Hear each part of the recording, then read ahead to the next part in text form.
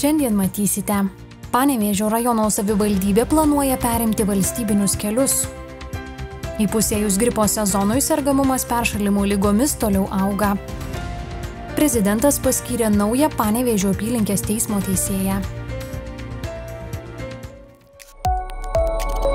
Iš kelių priežiūros ir plėtros programos bus skiriama daugiau lėšų savivaldybių perimtų valstybinių kelių priežiūrai. Lėšos rajonų keliams bus paskirstytos pagal nuolatinių gyventojų skaičių ir kelių ilgį. Kol kas neaišku, kiek lėšų keliams tvarkyti gaus Panevėžio rajono savivaldybė. Kiek pinigų gausim, tikrai neaišku, nėra jie padalinti dar ir 2 metam. Irgi tik tais, kiek žinom, ten 80 milijonų, jeigu neklystu. Tai mes iš to pasiūlymo pasirinkom 7 ruožus ir gavom iš kelių, iš dabar vėl Lietuva vadinasi kelių ta direkcija, tai pritarimą, kad mums atiduotų 6 ruožus ir dabar ruošiamas yra klausimas tarybai sprendimas, jeigu taryba pritars, tai mes tada tarybos sprendimą siūsim į Lietuvą ir turbūt bus ruošiamas vyriausybės sprendimas. Iš kelių priežiūros ir plėtros programos visoms šalies savivaldybėms per 2 metus iki 2027 teks apie 54 milijonai eurų. Ar lėšos bus skirtos keliams, kuriuos rajonas savivaldybė iš valstybės jau perėmė, ar tiems keliams, kuriuos planuojama perimti, lieka neaišku. Panevėžio rajono savivaldybės administracijos direktorius pabrėžė, kad kartu su perimtais keliais tenka ir nauji įsipareigojimai. Yra prioritetų lentelė tokia, kiekvienais metais jinai atnaujinama ir būtent iš tos lentelės įmami tie pagal prioritetą 1, 2, 3, 4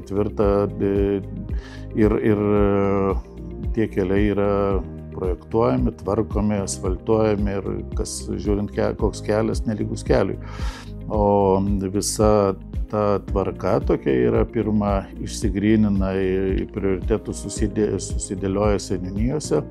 Tai vasario mėnesio, jeigu taryba pritars, mes siunčiam dokumentus į Via Lietuva, o kiek ten vyriausybės sprendimai, tai mes tikrai nežinom.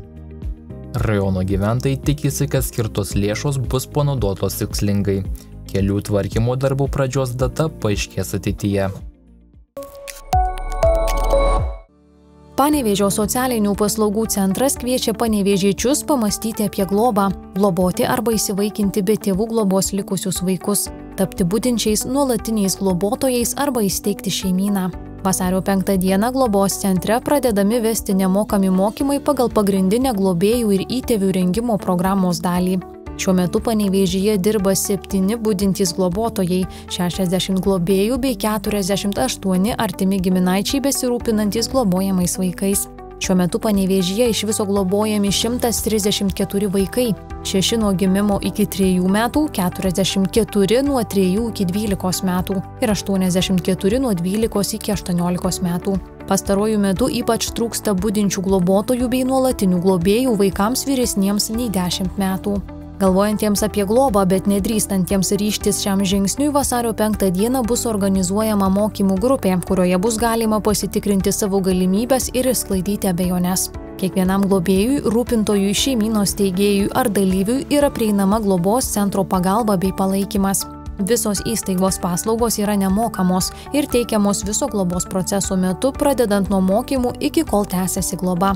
Paslaugas gali gauti visos Panevėžio miesto globėjų ir įtėvių šeimos, taip pat asmenys svarstantys apie globą ir įvaikinimą.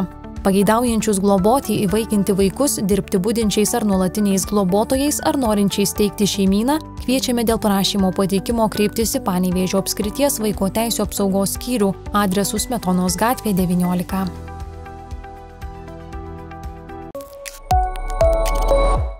Nuo vasario 1 dienos nustatyta akcinės bendrovės Panevėžio Energija centralizuotai tiekiamos šilumos kaina už suvartotą šilumos kiekį 7,29 cento už kilovatvalandę. Gyventojai už suvartotą šilumą mokės 7,95 cento už kilovatvalandę. Kiti vartotojai 8,82 cento už kilovatvalandę.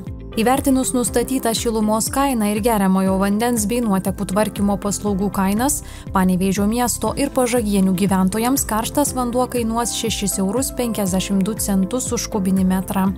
Liūdynės gyventojams karštas vanduo kainuos 7,53 € už kubinį metrą. Įpusėjus gripo sezonui Nacionalinio visuomenės sveikatos centro duomenimis bendras sergamumo gripu, ūminėmis viršutinių kvėpavimo takų infekcijomis ir COVID-19 liga rodiklis padidėjo, lyginant su ankstesnė savaitė. Jis sausio 20-26 dienomis siekė 1848 atvejus 100 000 gyventojų. Kol kas matomas gripo sezonui būdingas sergamumo pakilimas.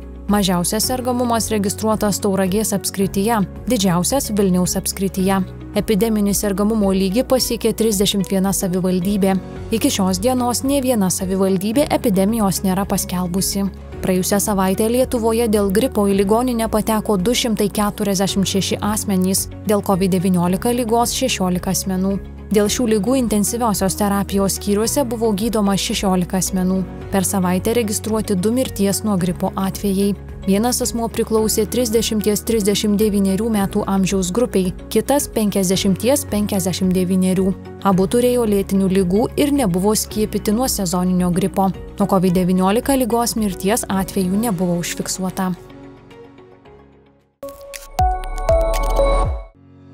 Prezidentas Gitanas Nausėda trečiadienio dekretu į apylinkės teismus paskyrė 6 teisėjas ir priėmė jų priesaikas. Kaip nurodė prezidentūra, Panevėžio apylinkės teisėja paskirta Laisvė Jakšienė, Šiaulių apylinkės Šiaulių rūmų Kristina Linkevičienė ir Martyna Verbėja, Šiaulių apylinkės Radviliškio rūmų Joniškyje Ernesta Mockutė, Kauno apylinkės Kaišiadoryse Gabrielė Monstvilaitė ir Utenos apylinkės Vaida Verkevičienė. Anot prezidento Gitano Nausėdos svarbu, kad sprendimus paskirti teisėjai priimtų nuodugniai išklausę visas ginčo puses. Tik tokiu būdu, pasak šalies vadovo, galima vykdyti tikrąjį konstitucijos ginamą teisingumą, kuris neapsiriboja formalių įstatymo teksto pritaikymu.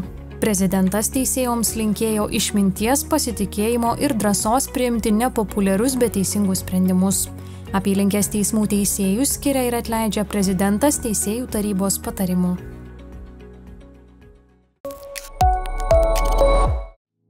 Praėjusiais metais neatlygintinai paaukota daugiausia kraujo šalies donorystės istorijoje, pranešė Nacionalinis kraujo centras.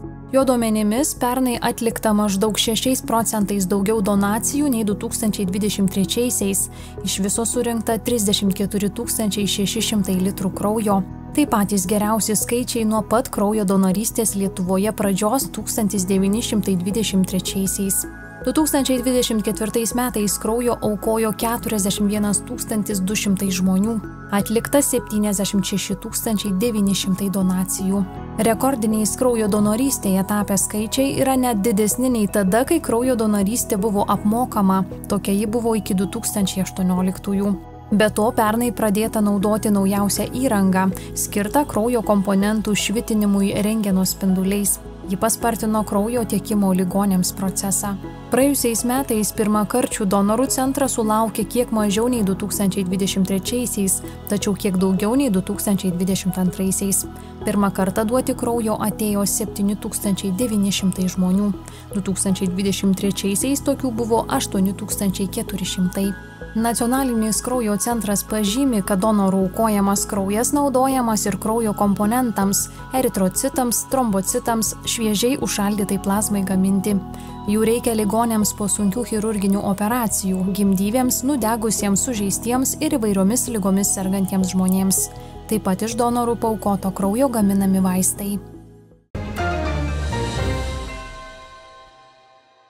Panevėžyje trečiadienio naktį kilus gaisrui daugiabutyje evakuota 10 suaugusių ir 1 vaikas, pranešė priešgaisrinės apsaugos ir gelbėjimo departamentas. Apie 4:30 minučių pranešta, kad Marijonų gatvėje daugiabučiame name kilo gaisras. Ugniagesiams atvykus į įvykio vietą, namo 1 aukšto koridorius buvo pilnas dūmų. Bendro naudojimo patalpoje sudegė 2 šaldytuvai, džiovyklė ir kiti namų apyvokos daiktai. Panevėžio policija gavo pranešimus apie alkoholio vagystes. Pareigūnams pranešta, kad iš parduotuvės Panevėžyje, Nemuno gatvėje asmenys pavogė alkoholinių gėrimų. Turtinė žala 385 eurai. Į pareigūnus kreipėsi ir Liepų alėjoje esančios parduotuvės atstovai, teigdami, kad asmuo pavogė 2 butelius degtinės. Parduotuvei padaryta 25 eurų žala. Abiem atvejais pradėti ikiteisminiai tyrimai dėl vagystės.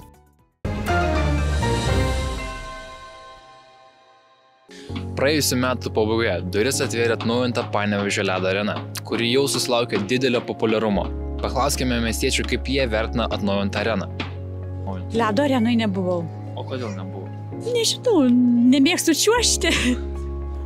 Nes jinai tik pastatytas, tegu jaunimas ateina, po to aš jau pasiruošusi. Žadate galvoti apsilankyti? Norėčiau iš tikrųjų. Ledo arenai. Labai norėčiau, labai mėgstu čiuožti. Nėra poreikio gal? Kaip vertinat pačią, kad ledo arena yra Panevėžyje? Yra Panevėžyje, labai gerai vertinu, nes tikrai jaunimui ir ne tik labai reikalinga pramoga, laisvalaikį praleisti. Be abejo, tik už. Idėja labai gera, aš viską vertinu, kas yra gera, pozityvu ir kur pritraukia žmonės tokiam normaliam laisvalaikio praleidimui. Tai tik teigiamai, žinoma. Smagu, tik tai neteko dar apsilankyti, bet faina, kad yra. O ar žadat? Galbūt, nežinau. Tokių planų neturėjau, bet gal reikės paplanuoti. Tai dar neteko tavo išbandyti atnaujintos pačios vat? Ne, dabar, kiek žinau, reikia savo pačiūžis. Dabar reikia jų įsigyti, jų įsigyju atvirai. Bet reikia partnerė, kad vyras grįžtų iš komandiruotės prilaikytų. Labai pozityviai. Iš tikrųjų labai faina, nes Panevėžys auga, matau, ir plečiasi, ir daug viską, ką dar nuveikti ir su vaikais. Ir tiesiog šaunu, malonu, labai faina, labai džiugu. Ketvirtadienio naktį daugelėje rajonų lietus, vėjas pietų, pietvakarių 8–13 metrų per sekundę, pajūryje gūsiai 15–17 metrų per sekundę. Žemiausia temperatūra 1–6 laipsniai šilumos. Dieną daug kur, daugiausia šiauriniuose ir vakariniuose rajonuose palis. Vėjas pietvakarių 8–13 metrų per sekundę, pajūryje gūsiai 15 metrų per sekundę. Aukščiausia temperatūra 4–8 laipsniai šilumos. Penktadienio naktį kai kur dieną daugelyje rajonų krituliai, vyraus lietus. Vėjas naktį pietinių krypčių, dieną besikeičiančios krypties 3–8 metrų per sekundę. Temperatūra naktį nuo 1 laipsnio šalčio iki 4 laipsnių šilumos, dieną 3–8 laipsniai šilumos. Šeštadienio naktį daug kur dieną vietomis krituliai. Vėjas vakarų, šiaurės vakarų, naktį 6–11 metrų per sekundę, dieną 8–13 metrų per sekundę. Temperatūra naktį nuo 1 laipsnio šalčio iki 4 laipsnių šilumos, dieną 0–5 laipsniai šilumos.